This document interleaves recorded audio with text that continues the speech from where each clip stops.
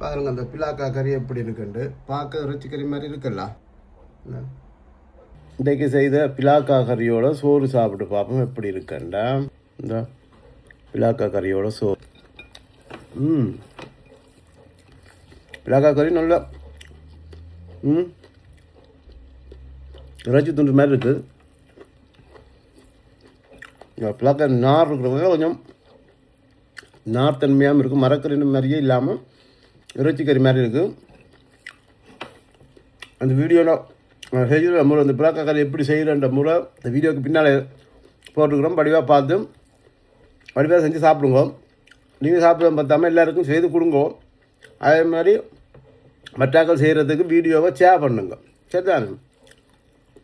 Jam பெற்ற இன்பம் வையகம் பெற ஷேர் பண்ணுங்க.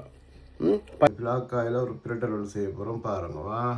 ஓகே, இந்த பிலாக்காயை என்ன செய்யுங்கன்னா இந்த அளவுக்கு தண்ணி, மூழ்கிற மாதிரி தண்ணி, இந்தளவு கொஞ்சம் மஞ்சள் போடும், அளவு உப்பு போடுங்க. அளவு உப்பும் நல்லபடி அவிய விட்டுட்டு பிறகு வரைக்கும் வடிச்செடுங்க. நல்லா அவிஞ்சிருக்கணுமா. அதை பொரிப்போம்மா. பிலாக்கா வந்து பாருங்கள் இந்த பதத்தில் வந்தோடனே இறக்கணும். உருளைக்கிழங்கையும் பொரிச்செடுங்க. உருளைக்கிழங்கும் பிலாக்காயும் போட்டு தான் கறி வைக்க போகிறேன். உருளைக்கிழங்கு இந்த பதத்தில் வர வைக்கிறீங்கன்னா சரி பாருங்கள் ஒரு கோல்டன் ப்ரௌனில் வந்துட்டுது. இந்த கோல்டு காய்ச்சி காஞ்சோன்னா கொஞ்சம் நல்லெண்ணெய் விடுங்க. பட்டை போடுங்க, 2 ஏலக்காய், கடுகு, பெருஞ்சீரகம், நச்சீரகம், கருஞ்சீரகம், கொஞ்சம் கருவேப்பிலை, ரொம்ப பச்சை மிளகாய், வெங்காயம், வெட்டி வெங்காயம் கழுவி வெட்டி இது பாருங்க குத்தி வச்ச உள்ளி, இஞ்சி, மிளகெல்லாம் சேர்த்து அதையும் போட்டு நீங்கள் ரொம்ப தாக்கிடலாம். அந்த தக்காளி பழமையும் போடுங்க. போட்டு நல்லா மிக்ஸ் பண்ணுங்க. மூடி ஒரு 5 நிமிஷம் விடுங்க. அவியட்டும். தக்காளி பழம்லாம் அவியட்டும். இதில் ஜெஃப்னா கரைத்தூள், வேறு எந்த தூளும் எந்த ஒரு மசாலாவும் போட இல்லையா.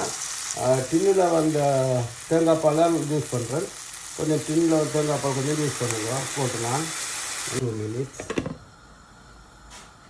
கரைச்சி வச்ச புளி கொஞ்சம் போடணும். பாருங்கள் 5 நிமிஷம் அவிய விட்டோம்னா பாருங்கள் இப்படி வருதான். இந்த பக்கத்தில் இருக்குது. பொரிச்சு வச்ச பிளாக்காக போடுவோம். இருக்குல்லண்ணா பொரிச்சு வச்ச உருளைக்கிழங்கு அதையும் போடுவோம். கருவேப்பிலை போடுவோம். இந்த கருவேப்பிலை போட்டு கொஞ்சம் நேரம் மூடி வைப்போம். திருப்பி மூடி அவிய விட்டு திறந்து பார்ப்போம் எப்படி இருக்குண்டா. பாருங்கள் எப்படி இருக்காது. இது பார்த்தீங்களா நல்லா திறந்து ரெடி.